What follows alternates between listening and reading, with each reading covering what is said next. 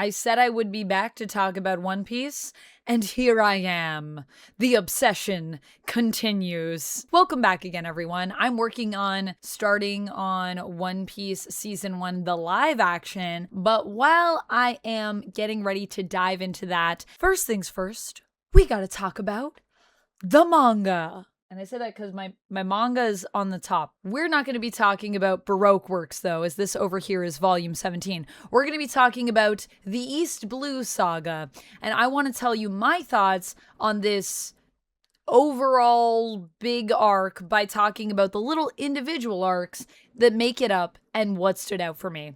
So join me, won't you, on a voyage, a magical voyage into the ocean with Luffy, who is just starting his journey to become the king of the pirates. Our first arc of this saga, this era, is of course Romance Dawn. And I want to give some major shout outs to the Romance Dawn arc because it drew me in, it held me close, and it really made me fall in love with One Piece right from the beginning. And I think a big part of that is our main character, Luffy. But I also will say I instantly became a Shanks fan as well. Why I love these characters, I think in the first arc when we're introduced to them, is because they're both just so genuine. And they're both, at their heart, really good people. I think that Shanks, as a pirate, being a man who will literally give up his arm just to protect this kid in this town that he has frequented and that he is connected with, just shows you what kind of person he is. And when you hear about pirates, there are a lot of things that you think about in your mind. You think about these criminals, these rapscallions, these people that are out to do crimes and do harm to people in a lot of stories. But what I love about Oda-san's approach to a pirate story with One Piece is that he's really exploring all of the ideals of piracy, the freedom, the idea of taking matters into your own hands, living your life the way you want to live it, as opposed to being told or controlled by authority. It's really about a sense of freedom. And for Luffy, he has this dream. And despite not really having any experience in the way of seafaring, wants to prove himself to Shanks and his crew so that he can gain passage and get out of his town and go see the world. He is looking for a sense of adventure, a sense of exploration, and he doesn't really take no for an answer. He's such a determined character that even though he's a dum-dum at times, you just can't help but root for him because he's got the kindest heart. And when it comes to Shanks, Shanks is not only a really amazing character who is super epic and can take anyone on, but he's also like really respectful and shows this example of what it means to be a strong man, I think, in this world and a strong person in this world. And something that he tries to teach Luffy early on is this idea of, you know, sometimes not fighting someone is actually the power move. Sometimes you need to rise above when people are trying to goad you into a fight. He's a very respectful individual, despite being a pirate, you know? And I love that about Shanks, and I love that about these characters. They immediately feel very distinct, very unique, and they bring a refreshing perspective to what it can mean to be a pirate. On Luffy's first voyage, after he eats the gum-gum fruit and he can no longer swim, he almost drowns. However, he manages to get lucky and he ends up in a barrel, and of course he ends up meeting possibly my favorite character so far in the One Piece series, Cabin Boy Kobe. I've heard tell that Kobe has quite the adventure and that I will enjoy where we go next with him. But Kobe was a highlight for me. I love the idea that Luffy and Kobe become these fast friends and that they both kind of inspire one another. Luffy really does inspire Kobe to go for his dreams.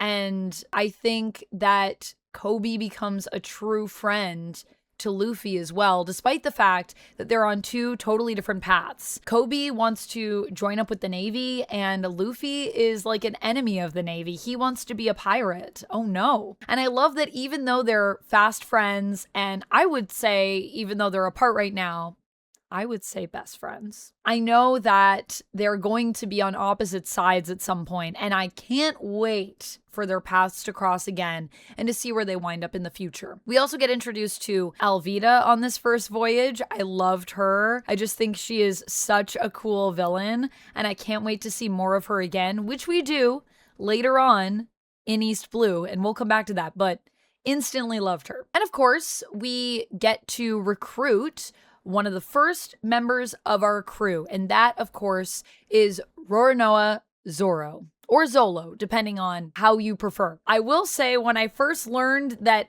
Zoro had green hair, because obviously I'm reading the manga, I'm not watching the anime or the live action at this time when I started reading, I was very shocked.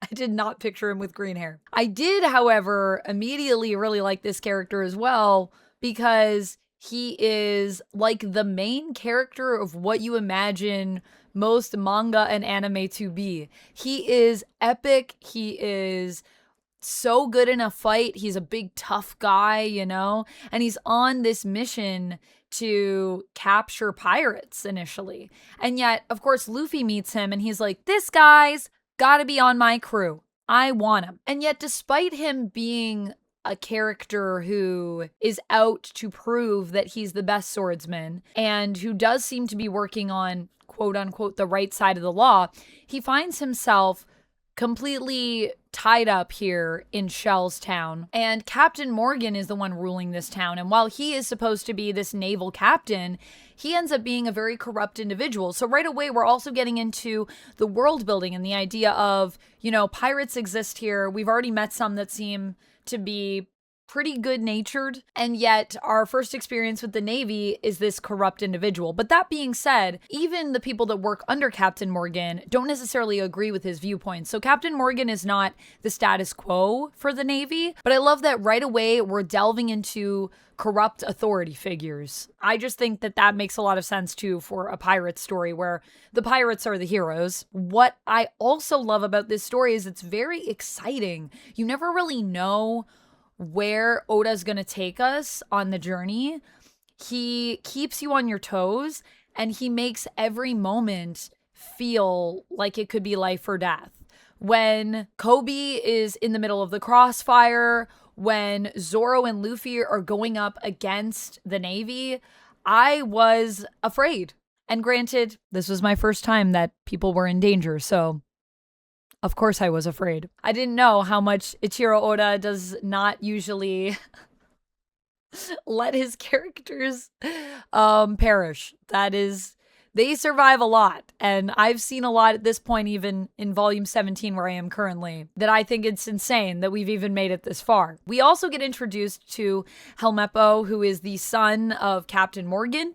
I think it's just during East Blue that we get these opening images. You get the art at the beginning of each chapter that are these little vignettes, these little stories that Oda is continuing with these characters who are not in the main story. And I loved reading about Helmeppo and Kobe's journey after, where they kind of become friends and go out together and they're swabbing the deck together and joining the Navy, and Helmeppo gets kidnapped. All of that was also really fun. And I know that's not a story arc, so I just want to touch on it here and say, I absolutely am so invested, and I can't wait till we get back to these characters. I don't know if we'll see Helmeppo again, but I hope we do, honestly. The next arc is Orangetown, and with Orangetown, we get to meet the character I was most intrigued by because, as I said, I had already gotten jeans with a little chain that had a picture of this guy on it, and that is Buggy. I heard that everyone loves Buggy, but I didn't know who Buggy was. So when we jumped into the whole Buggy stuff,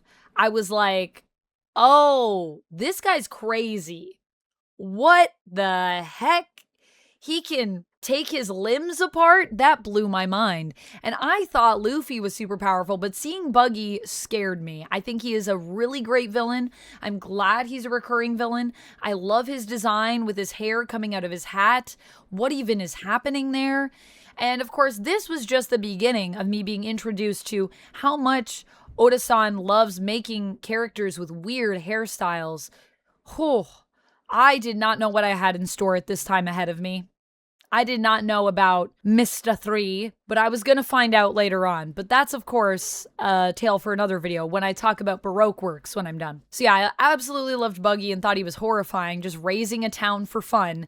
He is the dark side of piracy. And then, of course, we meet Nami, and I instantly loved her because she's such a smart character. I love how smart she is. I love how capable she is. She's such a strong character, and especially with her being a female character, I was like, this is really cool. I love how her introduction to her is her literally swindling other pirates to get their ship and getting away with it scot-free. And then even when she meets Luffy, she manages to pull him in to kind of be her fall guy. However, what she doesn't come to expect, I don't think, is that Luffy is going to manage to recruit her as his navigator, despite the fact that she hates pirates. And I loved her backstory, which we're going to get into shortly. I also loved the mayor of the town, Boodle, and his dog that he looks after that wasn't his dog, named Choo Choo. Even though he ate the key, I still loved him. I didn't blame him. And the fact that we survived Buggy to me was insanely impressive. From there, once we have Nami, and now we have Zoro and Nami, we're moving on to the next destination to pick up another crew member. One of my favorites on the crew, perhaps my favorite member of the crew. I don't know. I'm going to need to think really intently about who my favorite is because I love a lot of them for I love all of them for different reasons. But I do really love Usopp, and the story that made me fall in love with him is the Syrup Village arc. I didn't even know this place was called Syrup Village until I did this video, to be honest. Usopp is a character whose origin story I surprisingly enjoyed, even though I know for some people this is not the favorite of this East Blue Saga. But for me, I think what I loved is I loved his attachment. Oh wait, before we get into this, actually, I need to talk about something really important. How did I forget this? One of my favorite characters in One Piece, Gaimon. Before we get to Usopp, we go to the Island of Rare Animals. And this is a little one-off story. And I feel like these are rare at this point, that we have these little just one and done little bits. But Gaimon is a character who I hope we see again. He's trapped in a treasure chest on an island. And I just wanted to say his design, his hair, his everything, this weird island, this weird standalone story, I loved it.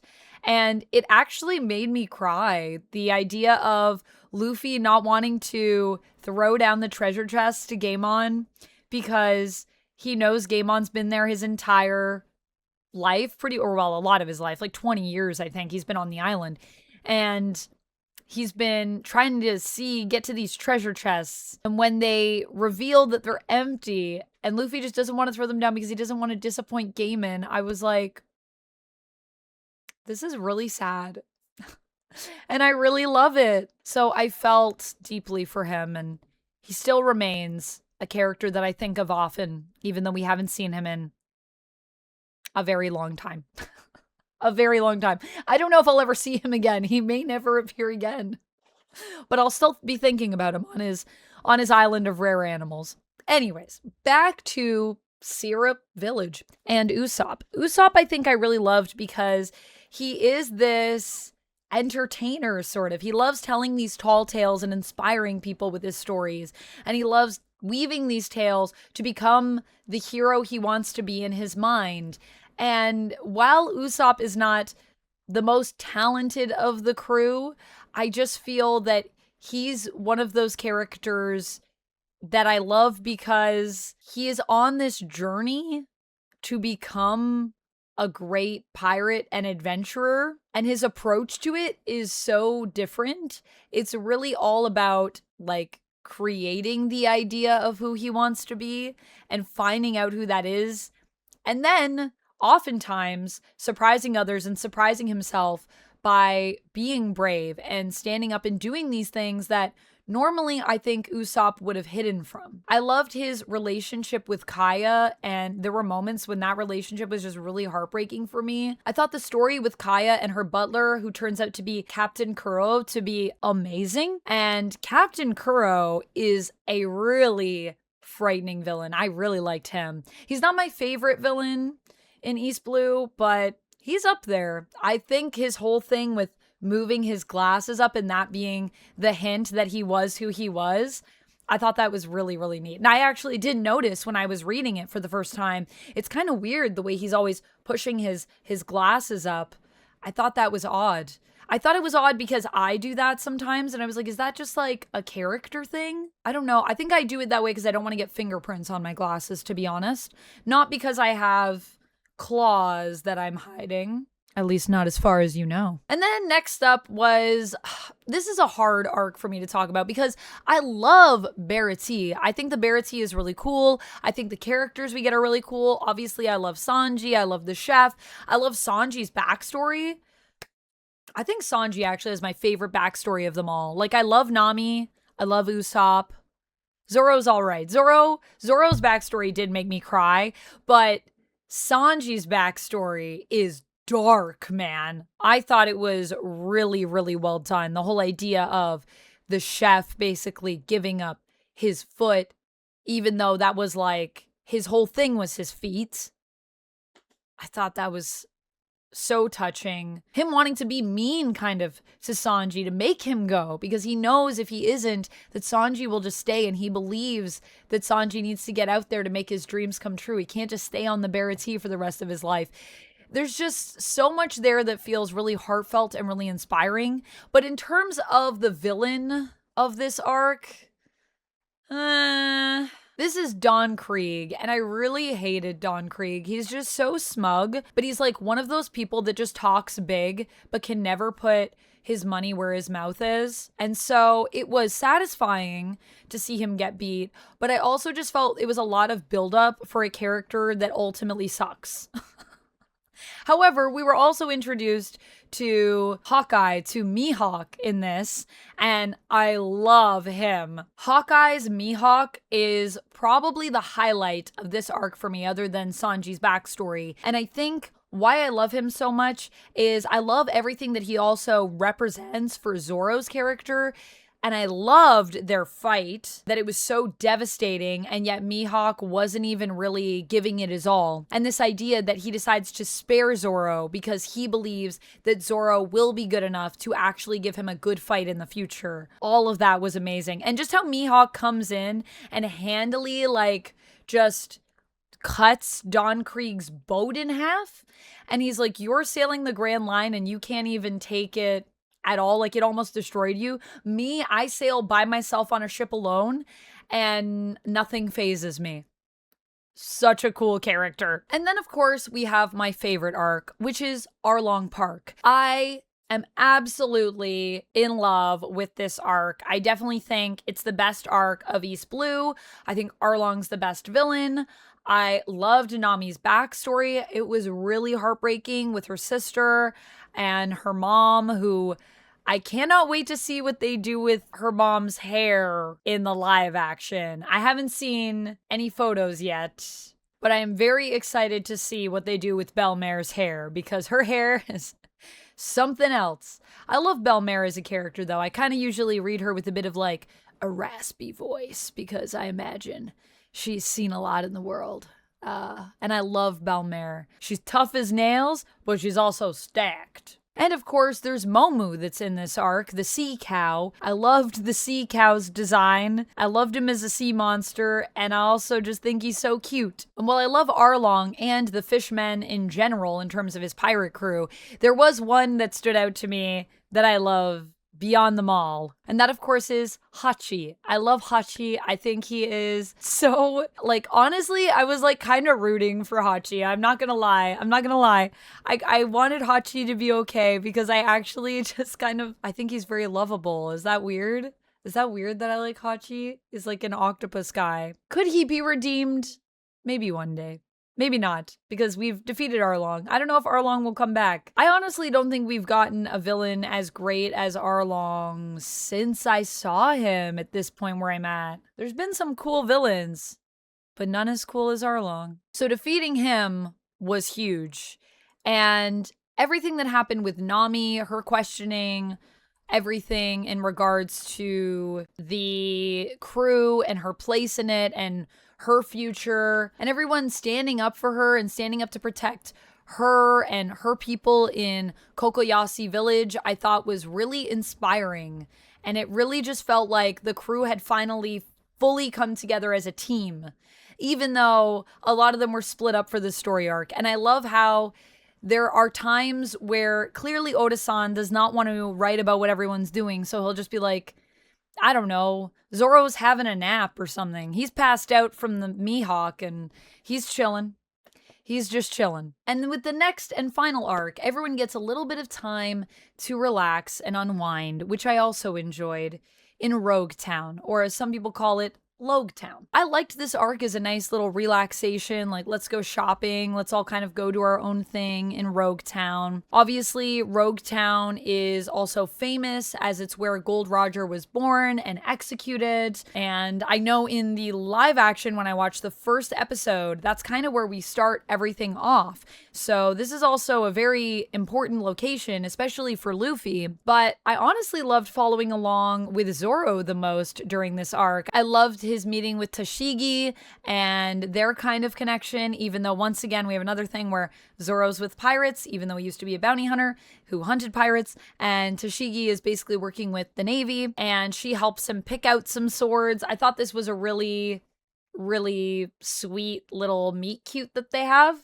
incidentally. And I am kind of wondering about why she looks like his friend who died, who inspired him to become the best swordsman out there. I am curious about that, and I can't wait to find out more. But of course, everything that's going on in Roguetown gets interrupted by Buggy also showing up.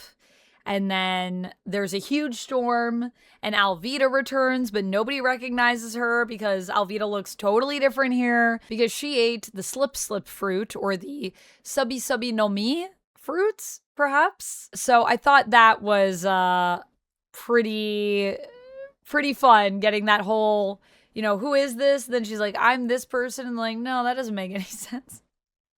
But you're really pretty. And she's like, yeah, I've always been pretty. I just love Alvida's attitude. She's awesome. And I'm so glad that her and Buggy teamed up here.